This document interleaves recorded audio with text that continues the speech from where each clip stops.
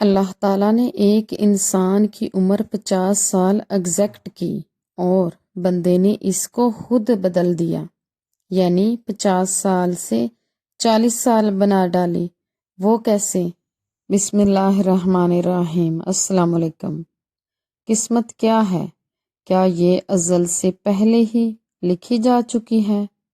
اگر ایسا ہے تو پھر بندے کو کیوں قصوروار ٹھہرایا جاتا ہے؟ ازل سے قسمت ہرگز نہیں لکھی ہوئی۔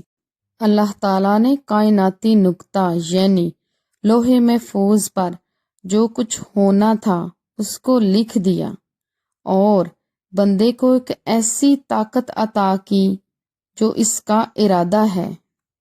دنیا میں جو کچھ ہو رہا ہے یہ لوح دوئم یعنی دوسری لوح محفوظ، اسی سے ہمارا واسطہ ہے، جس میں انسانی ارادہ شامل ہے۔ انسان اپنے ارادے سے لوح اول کو تبدیل کرتا ہے تو ایکشن اور ری ایکشن کی زد میں آتا ہے، یعنی عمل اور رد عمل۔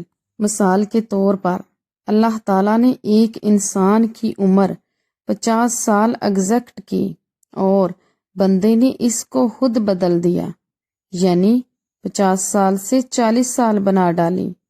وہ کیسے؟ یعنی مادیت کا غلط استعمال کیا، مثلاً شراب کا بیجا استعمال کیا یا کسی اور ذریعے سے مادیت میں خود کو مس یوز کیا۔